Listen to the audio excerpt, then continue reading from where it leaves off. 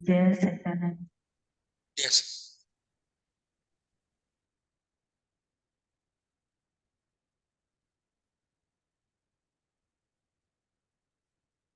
वल्लोचरण सरोज गुरु मुद मंगल आगा। जैसे वर नर होत हैं भव सागर से पार। गुरु जी के सुमिरन मात्र से नाशत विघ्न अनंत। तासे सर्व आरंभ में त्यावत है सब संत। आप प्रगटे इस जगत में जीव काज सुधारने। शब्द नाव बनाए सुंदर दुखित जीव उबारने। नम्रता और दीनता से पेट सतगुरु लीजिए। मैं हूँ शरणागत तिहारी दास अपना कीजिए। मैं हूँ शरणागत तिहारी चरणों में रख लीजिए। सौभाग्यशाली गुरुमुख स्वजन मंडली अपनी समस्त चित्त वृत्तियों को एकाग्र करते हुए अपना ध्यान अपने मन मंदिर में बसाते हुए श्री परमहंसों की ओर लगाते हुए श्रद्धा प्रेम सहित मीठे स्वर में बोलिए जयकारा। बोल मेरे श्री गुरु महाराज की जय।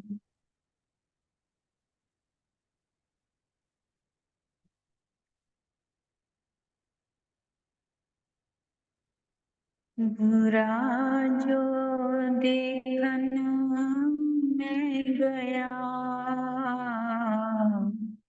मुझसे बुरा न को।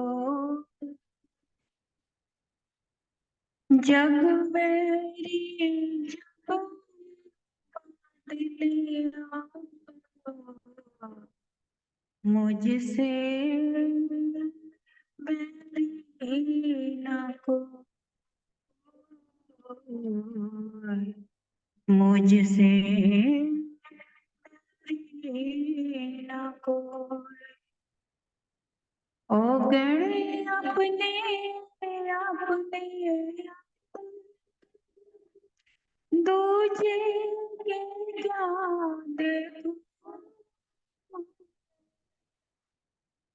मुझ में ओ गण है ये तो मैं ही जानू।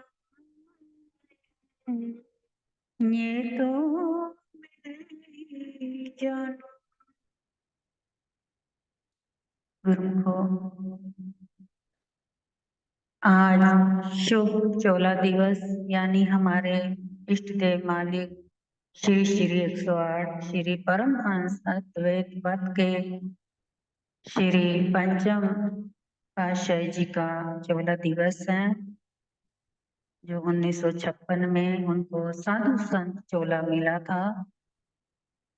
तो उस चोले के बाद उन्होंने उस चोले की इतनी सेवा कमाई उस चोले में कि उन्होंने ये साबित कर दिया कि चोला लेने के बाद कितनी भक्ति की कमाई होती है और कितनी करनी चाहिए और किस प्रकार से करनी चाहिए। उन्होंने ना दिन देखना ना रात देखनी, ना तन देखना ना मन देखना, रात दिन सेवा में जुटे रहना, हर पल अपने प्रभु के सिमरन में रह करके हर वक्त सेवा का ध्यान रहना। ना उनको अपने किसी भी चीज की कोई फिक्र फाकर कुछ भी नहीं होती थी, बल्कि उनको उनके साथ जो संगतें होती थी वही उनको याद दिलाया करती थी। जो साधु संत उनके साथ हुआ करते थे उस समय के, वो उनको याद दिला दिला करके उनको बिठा बिठा करके लंगर कराते थे। उनको आराम करने के लिए कहते रहते थे। लेकिन उनका मानना ये था कि ये जो चोला हमें मिला है, ये बड़ी मुश्किल से बड़े भागों की निशानी है, और इस चोले में बहुत बड़ी जिम्मेदारी है। हमें इस चोले की जिम्मेदारी को निभाने में शरीर को नहीं देखना, अपने आप को तो हमने मिटाना है। क्योंकि जब तक से हम खुद को नहीं मिटाएंगे, तब तक से इस चोले का लाभ हम प्राप्त नहीं कर पाएंगे। चोला यानी कि ये नहीं है कि हमने कपड़े तन के पहन लिए रंगवा करके और चोला बन गया, हमारा तैयार हो गया। नहीं गुरुमुखो, उन्होंने तो चोला लेने से पहले ही अंदर से रंगे रंगाए हुए आए थे। केवल बस चोले के नाम पर एक उन्होंने सेवा एकत्र करनी थी, और वो करी, बहुत सेवा कमाई, जिस कारण बाद में उनको 1970 में फिर राज तिलक दिवस मनाया, जबकि राज गद्दी पर भी बिठाया गया और उनकी यानी कि श्री गुरु महाराज जी की शुभ सिंहासन पर विराजमान करके राज तिलक दिवस भी मनाया गया।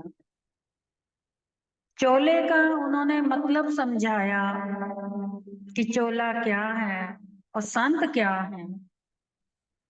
फरमाया करते थे हमारे इष्ट मालिक पंचम पातशाह जी, फरमाते थे कि गुरुमुखो, ये हमारा जो जन्म हुआ है, ये आप सबके लिए हुआ है, हमारे अपने लिए नहीं है।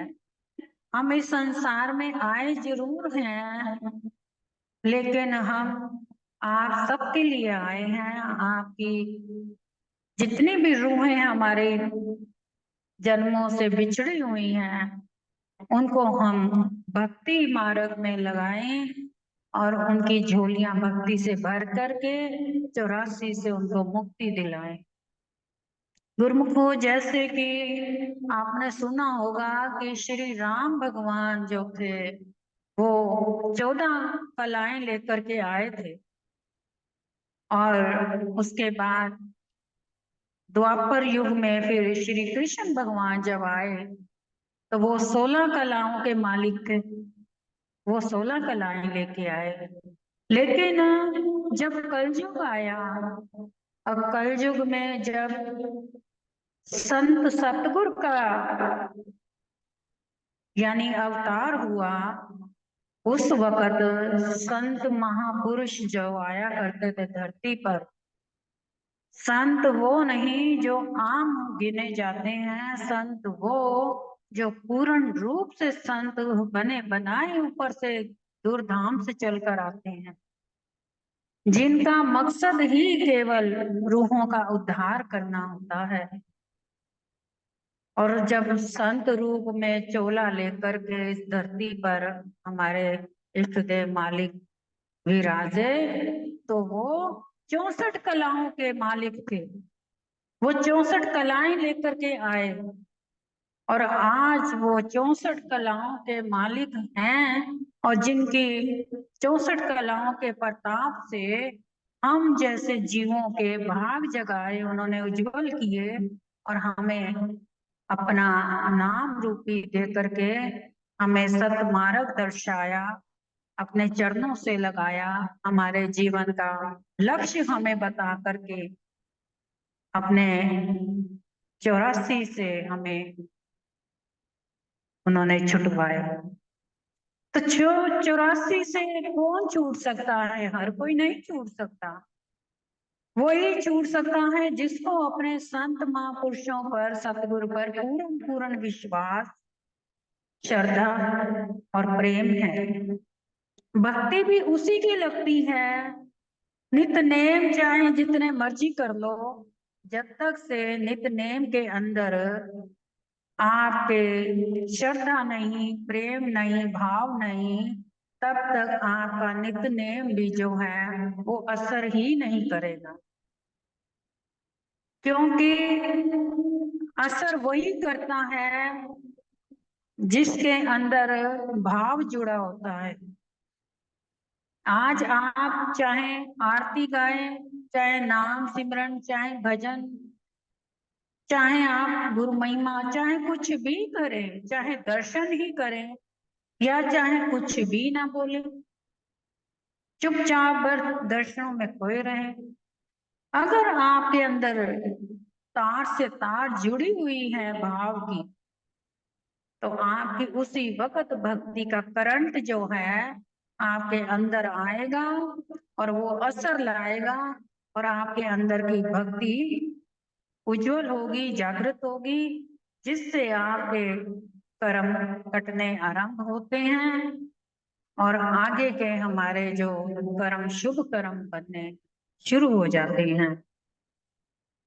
गुरुमुखो, जैसे एक उदाहरण के तौर पर छोटी सी एक बात है, हमारे श्री पंचम पातशाह जी के समय की एक भक्त्यानी हुआ करती थी, जो बहुत ही भक्ति भाव श्रद्धा से भरपूर थी, लेकिन कर्म कर्म के आगे आकर के हर कोई नतमस्तक हो ही जाता है।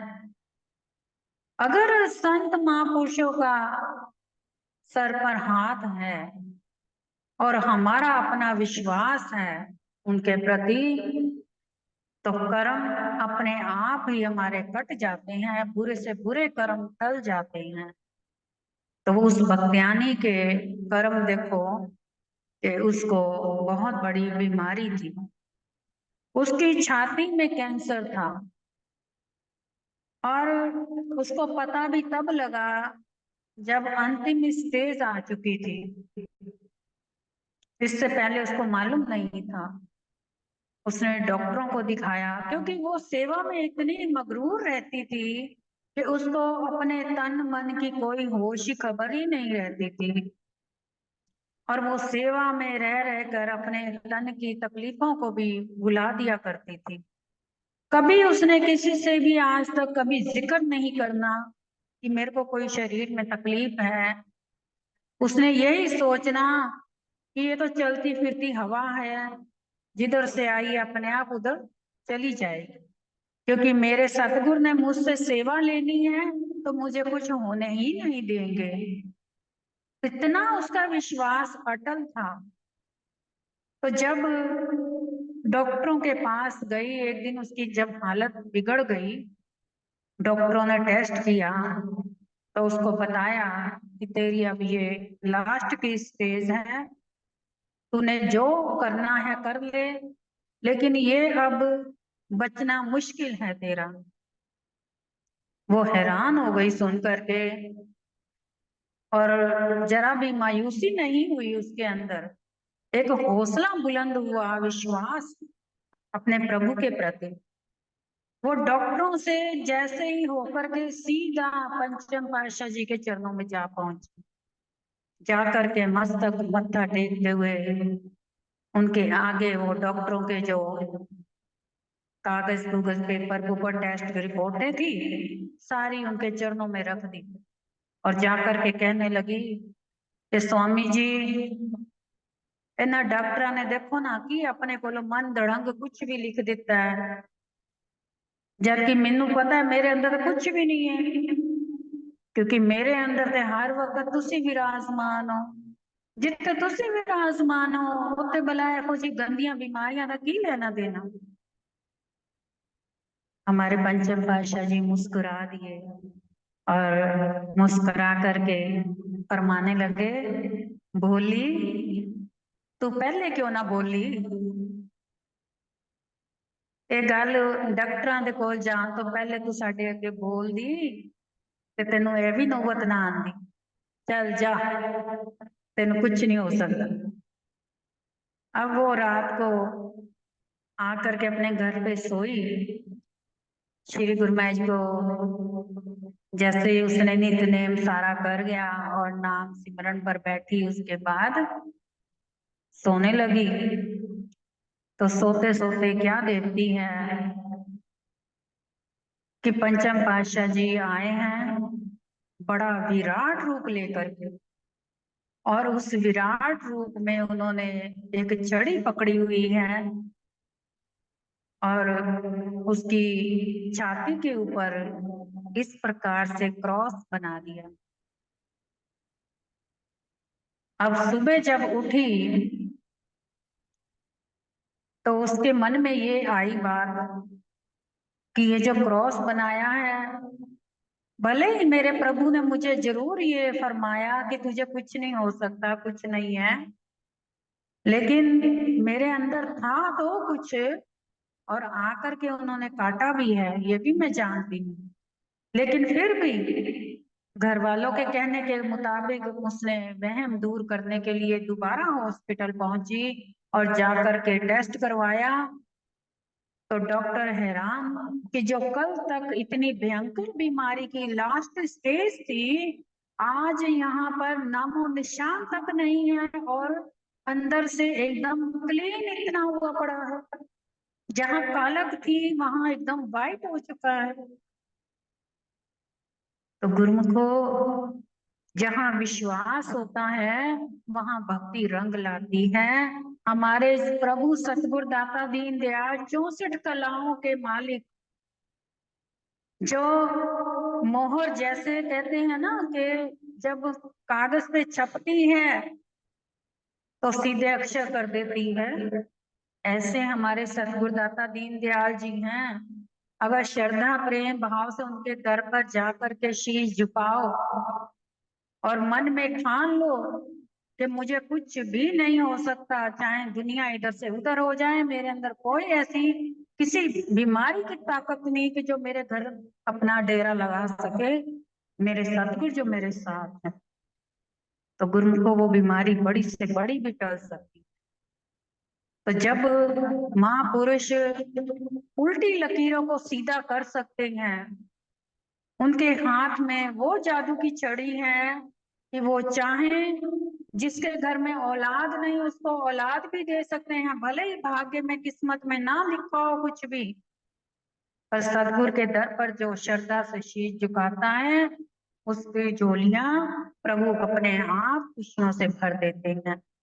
तो इसलिए हम यही चाहेंगे, क्योंकि हमने बहुत सुना है बहुत गुरुमुखों से कि हर गुरुमुख कोई ना कोई दुख बीमारी को लेकर के बैठा है, तड़प रहा है, रो रहा है। गुरुमुखों, भले ही ये बीमारियां कैसी भी आई हो, लेकिन ये अपने कर्मों का नतीजा है, कर्म है। इन कर्मों को काटना है तो श्रद्धा विश्वास से काटें और सेवा से काटें, और अपने अंदर एक प्रेम की ज्योत जगाएं, जिसमें ज्योत में ये महसूस करें कि हमारे अंदर जो भी बीमारी है वो सारी बीमारी से ज्योत में जल करके भस्म हो चुकी है। और इसलिए महसूस करें कि अपने अंदर कोई ऐसी बीमारी की जगह नहीं रही जिसमें कि कोई बीमारी टिक सके। तो ऐसे भाव रख करके अपने प्रभु का शुक्राना करते हुए श्री पंचम पातशाह जी का ध्यान करते हुए सिमरन में करें और गुरु महिमा करें श्रद्धा से, और आपके कष्ट अपने आप सतगुरु दाता दीन दयाल जी दूर करेंगे। और हमें उम्मीद है कि आप सब गुरुमुख एक दूसरे को अपने दुख सुनाते हैं, वो सुनाने की बजाय अपने अंदर ये क्यों नहीं सुनाते कि हमें कुछ नहीं है, कुछ नहीं है, कुछ नहीं है। गुरु महिमा में बहुत से शब्द हैं जो बीमारियां काटते हैं, मगर जरूरत है तो उस ज्ञान को समझने की और श्रद्धा जगाने की। जिस दिन श्रद्धा प्रेम जाग गया वो ज्ञान समझ में आ जाएगा और दुख रोग बीमारी सब दूर हो जाएगी। सतगुरु फरमाते हैं, दुख दारू सुख रोग भया कोई विरला ही ये समझ गया। यानी कि दुख दारू, जब दुख आता है ना, ऑटोमेटिक ही अंदर से भक्ति के गीत निकलेंगे, सिमरन होगा, प्रभु की याद आएगी। अब जब सुख आ जाएंगे तो उसके बाद सुखों में इतने व्यस्त हो जाएंगे, कौन प्रभु कौन भक्ति कौन गीत, बस अपना मनोरंजन एंजॉयमेंट और संसारी मोह माया। इसी में रूझ रूझ कर अपने आप को समा व्यस्त गवा देते हैं। तो इसलिए अपने समय की कीमत को पहचानते हुए, प्रभु का ध्यान करते हुए अपने दुखों का निवारण करें। प्रभु की कृपा आप सब पर सदैव बनी रहे।